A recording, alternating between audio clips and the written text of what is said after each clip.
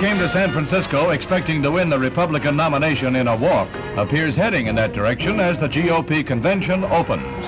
Senator Barry Goldwater is claiming more delegates than he needs to win on the first ballot. And when he addresses the platform committee, he appears to be a man who exudes confidence. He gives the committee a preview of his campaign tactics. He calls for a tougher stand on the red bloc and for less government at home.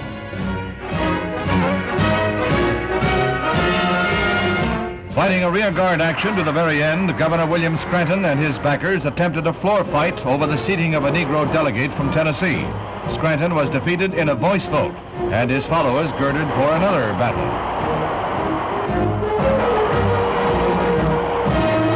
Meanwhile, former President Dwight Eisenhower arrives by train for the convention, still mum on his choice.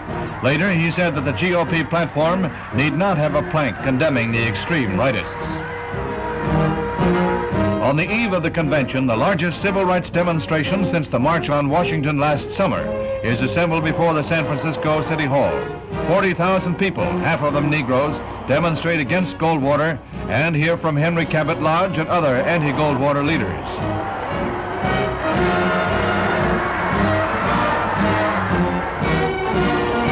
Unsuccessful candidate Nelson Rockefeller is another attending the rally. Arriving at GOP headquarters in the St. Francis Hotel is the keynote speaker of the convention, Governor Mark O. Hatfield of Oregon. It's the keynoter who sets the tone of the coming campaign. Before going to the Cow Palace to give his address, Governor Hatfield gives some highlights of his speech for Universal Newsreel cameras. The Republican Party offers to the voters of this country, to Republicans, to Democrats, and to independents alike, a faith in believing in the American people and their capacity to govern themselves, a faith in American labor, its right to organize, and its expectation that there will not be penalizing kind of legislation to thwart their cause, a faith in the federal system of our government, that the states and the local governments do have a place and a role to play in our great scheme of government, a faith in the American farmer, a faith in minorities to make and to continue to make contributions, a faith in our ability to eliminate bigotry from this nation, whether it is in the Communist Party or the Ku Klux Klan or the John Birch Society.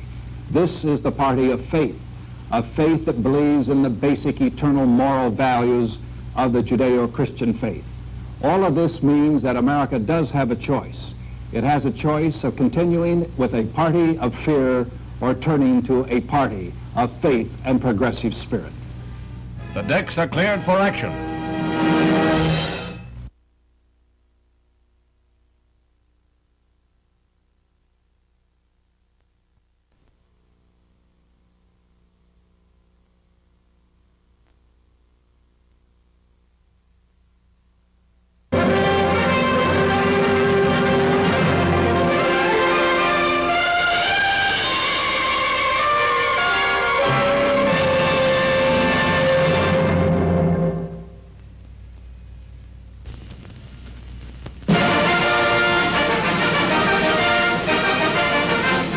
Morris Goldwater, grandson of a Polish immigrant, senator from Arizona, and leader of the Conservatives, is the Republican choice to oppose Lyndon Johnson for the presidency.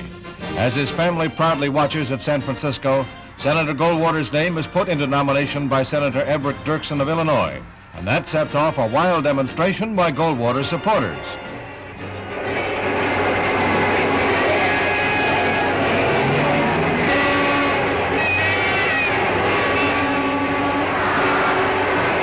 For 29 minutes, the demonstration thunders through Cow Palace. Their triumph is almost complete. To come is the formality of the ballot, with Goldwater's nomination assured on the first round of voting. Then Governor Nelson Rockefeller, no longer a serious contender, has his name placed before the convention and receives a 22-minute tribute to his long but losing fight. A favorite son candidate, Hawaii's Senator Hiram Fong, becomes the first Asiatic to have his name placed in nomination.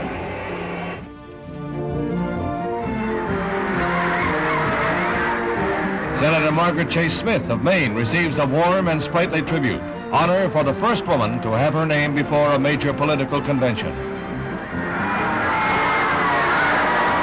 Then Senator Goldwater's only major contender, Governor William Scranton of Pennsylvania. His family watches with pride as he is nominated by Milton Eisenhower, the ex-president's brother. I now nominate as the Republican candidate for the presidency of the United States, William Warren Scranton of Pennsylvania. Scranton supporters, well realizing they have fought a losing cause, stage a 28-minute demonstration with all of the vigor that marked Governor Scranton's fight for the nomination.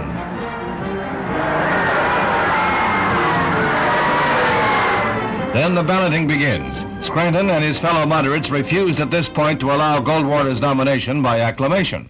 The polling of the states begins with Alabama and slowly proceeds in alphabetical order. Slowly and inexorably, the tide for Goldwater rises as state after state casts most of its votes for the senator.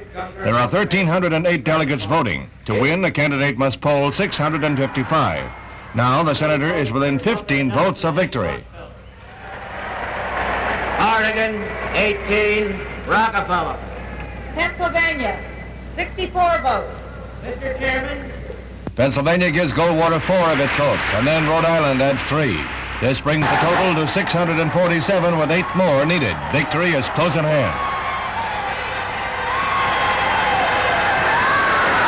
Now South Carolina's 16 votes would put Barry Goldwater over the top. South Carolina, 16 votes. Mr. Chairman, I'm grateful that we can do this for America. South Carolina has 16 votes for Senator Barry Goldwater. Tumult and shouting begins right then and there. The rest of the balloting is anticlimax to the boisterous crowd. In a favorite phrase of their candidate, Barry Goldwater has it made.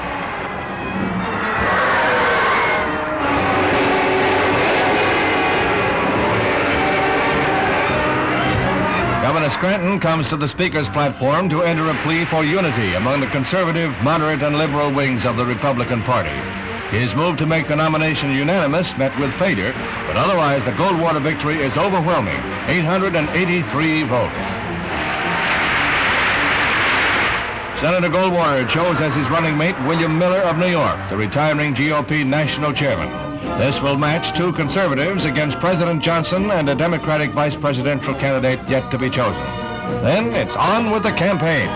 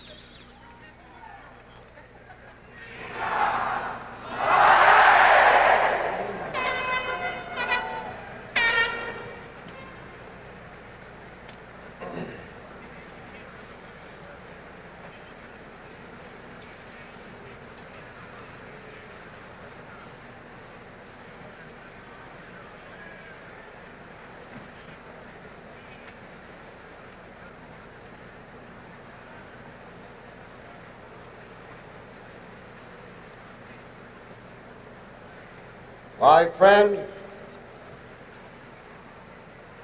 Chuck Percy,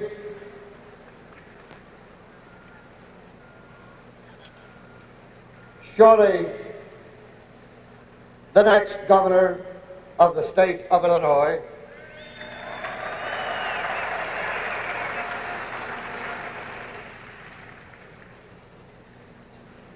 delegates to this convention my fellow Republicans and my fellow citizens.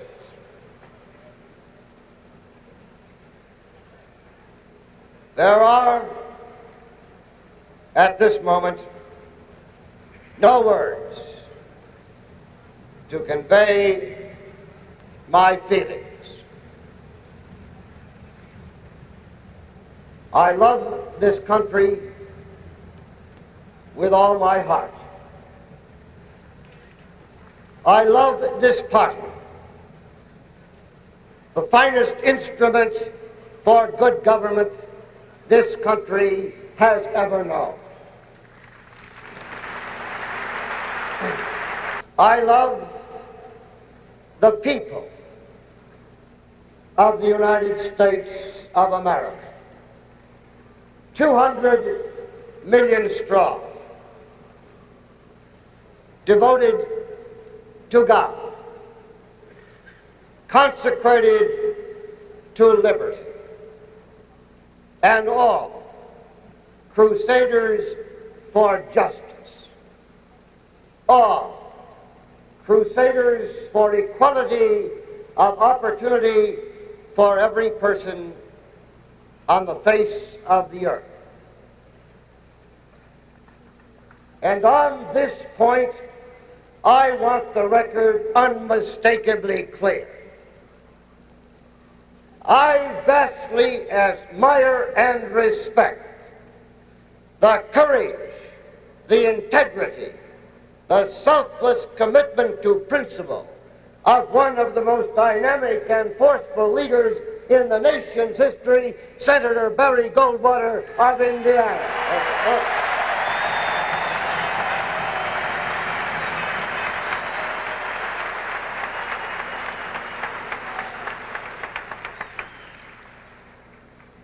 To be asked to serve under his leadership is a tremendous honor.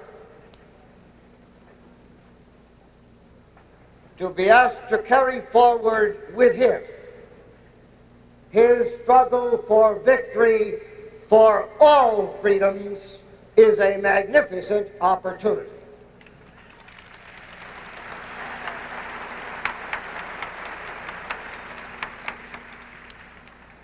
To be asked to join with millions of fellow citizens in a nationwide crusade to regain respect abroad for this land of liberty and to reestablish reason in government here at home is no less than a thrilling experience.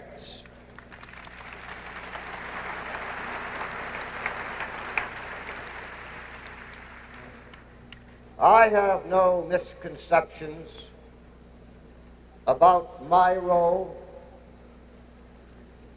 Our party is favored with vibrant, able, and dedicated leadership from Maine to Hawaii and from Florida to Alaska.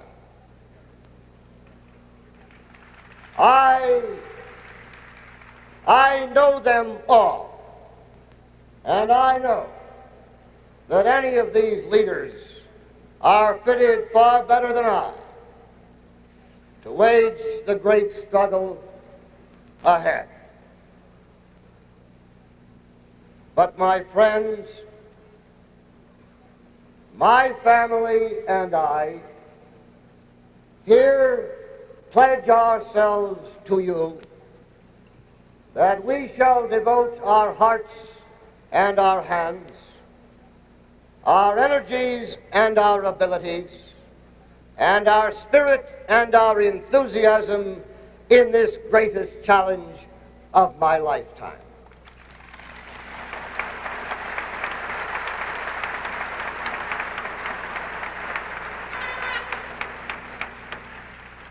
and we shall do so every minute of every hour of every day from this point forward.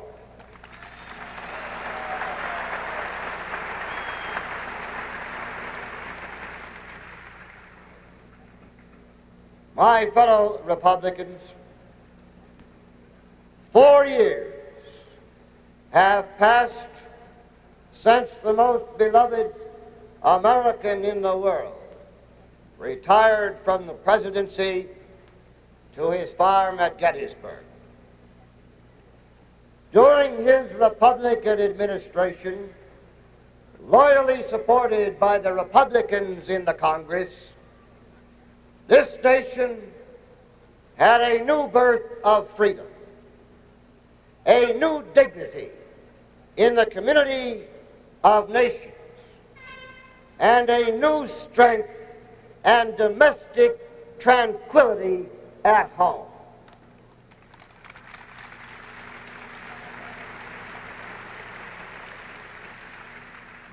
His inspiration and his example permeates our party.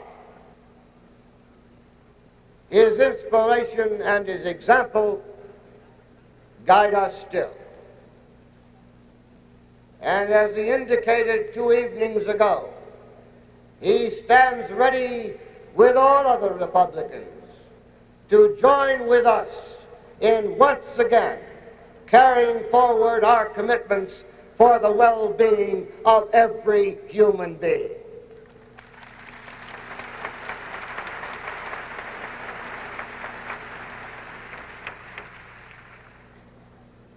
And so now, in this great common purpose, I now stand at the side of a man who, more than any other I have ever known in American life, speaks the truth to the people, courageously stands for principle, and devotes himself completely to keeping America free, the great son from Arizona, Barry Goldwater.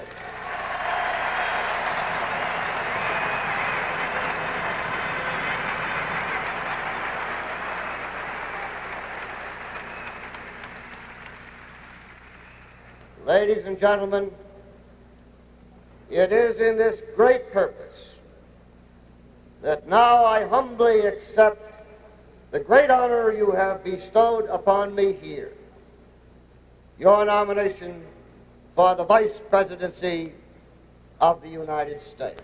Thank you, ladies and gentlemen.